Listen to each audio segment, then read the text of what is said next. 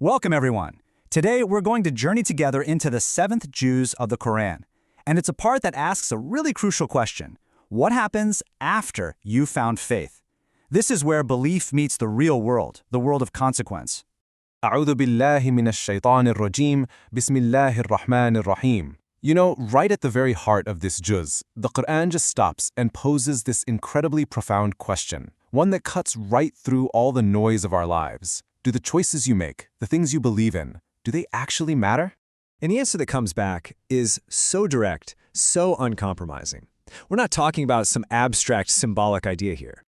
No, it's not just a nice metaphor, a story we tell ourselves to feel better. It's so much more real than that. Your choices matter consequentially. See, this juz really sharpens the truth that faith isn't just some passive identity we inherit. It's an active, living, accountable relationship with reality itself. So, you might be asking, how do we even get to this point of understanding? Well, the first big theme we see in Juzz 7 is that this process of clarification, of making the truth clear, isn't some harsh divine test. It's actually a profound act of God's mercy. And you can see this mercy unfolding in these beautiful ways. God sees and acknowledges sincerity even when it's hidden in the humblest of hearts. He grants signs, like the famous story of the table spread, not to corner people, but to reassure their seeking hearts. And so importantly, he confronts the distortions that can creep into faith over time, gently purifying our understanding and bringing us back to that simple, powerful center, the absolute oneness of God. It's a path of cleansing, what we call tazkiyah, for the heart. And this reveals this deep spiritual principle at the very core of Juzz 7. God's mercy, these signs, His clarification, they aren't just free passes. They're actually invitations to a higher level of personal responsibility. It's not random. There's a really deliberate progression happening here. First, it starts with recognition, when a sincere heart is seen. Then comes revelation, these signs that are given. That leads to clarification, stripping away all the falsehoods. And what's the final unavoidable step? Accountability. The path is made so incredibly clear that our choice becomes a fully conscious one.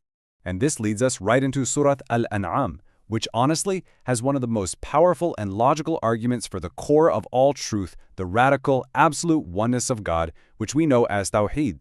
So what is Tawheed? Well, it's the bedrock of our faith. It's that simple yet infinitely profound declaration that there is only one Creator, only one Sustainer, only one ultimate reality that's worthy of our worship and our love. Everything, and I mean everything else, is creation. And what's amazing here is that Surah Al-An'am doesn't just ask for blind faith. It builds a case, a logical, rational case. It asks us to look at all the other things we might be tempted to put in God's place. You know, wealth, status, power, even our own egos. And it just systematically dismantles their claim to being worthy of that devotion. The argument starts with the most basic question of all. Can any of these things create? Can they bring something into existence from absolute nothing? And the answer, of course, is a clear, resounding no. Then it asks, okay, can they sustain you? Can they provide the very air you're breathing right now, the water you drink, the beat of your own heart? Again, no, they can't. And finally, can these things that we attach ourselves to, can they truly benefit you or harm you, independent of God's will? They're powerless. They hold zero ultimate authority over your existence. The Qur'an's argument here is just so simple, so elegant, and really irrefutable. Okay, so if the truth of Tawheed is that clear, that logical, then why do we resist it? And this is where the Juz turns the lens inward, and it reveals a pretty uncomfortable truth about our own souls, our nafs. You know, our inner self, the nafs, it often prefers the shadows. It actually finds a strange kind of comfort in ambiguity, in half-belief. Why? Because as long as things are a little foggy, we can put off the real work of change. But the Qur'an just keeps pushing back. It insists on the dignity of our choice, on our role as real moral agents in the world, and on the fact that what we know has consequences. It's calling us out of that gray area and into the clear light of accountability. And this isn't just some ancient lesson. It holds up a really powerful mirror to our modern lives, where the biggest danger to our faith isn't always a loud, outright rejection. Sometimes, it's just a quiet postponement. Do any of these sound familiar? I'll get around to it later. Oh, I'm still on my journey, still exploring. Now, of course, these can be very sincere statements, but the Qur'an gently nudges us to check our hearts. Are we sincerely exploring? Or are we maybe just using these phrases to stay in that comfy zone of ambiguity, avoiding the real transformation that clarity is asking of us? And all of this leads to the one piercing question that this juzz just leaves echoing in your heart. After all the signs in the universe, in Revelation, in your own soul, really, how many more signs are we waiting for? So, what do we do with all this? What do we do with this clarity? Well, the Quran never leaves us with just a heavy question. It always offers a path forward. And here, it's a gentle practice for the heart, a way to start acting on what we already know to be true. Here's a beautiful little practice we can try, maybe even tonight. First, just reflect. What's a truth that I know but I'm kind of conveniently ignoring? Second, act on it. Take just one small practical step to align yourself with that truth. Third, renew your shahada, your testimony of faith, not just as a habit but with your full heart and mind present. Fourth, release one thing. It could be material or emotional, that you know is a false attachment holding you back. And finally, and this is maybe the most important step, pray.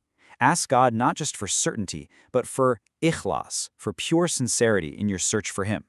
And so we arrive at the final, transformative takeaway from all of this. The Quran has made its case, the signs have been shown, the mercy has been extended. The responsibility now shifts entirely to us. The question isn't, is the truth clear anymore? The real question is, what are you going to do with it? Faith is an active choice, a daily turning of the heart towards the light. And God's justice is so perfect. You are not held accountable for what was hidden from you, but for the truth that you recognized, and then chose to either embrace or to turn away from. Ya Allah, O God, we ask you for hearts that are soft and receptive to your truth. Grant us the sincerity to act upon the clarity you give us, and the courage to let go of our excuses.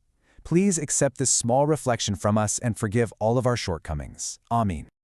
This explainer was compiled with gratitude by Munir Ali Shah, who is a fellow seeker sharing reflections through the Living the Wisdom of the Qur'an podcast. We ask for forgiveness and acceptance for any errors, especially any mispronunciations that might happen through AI. Thank you so much for joining me today.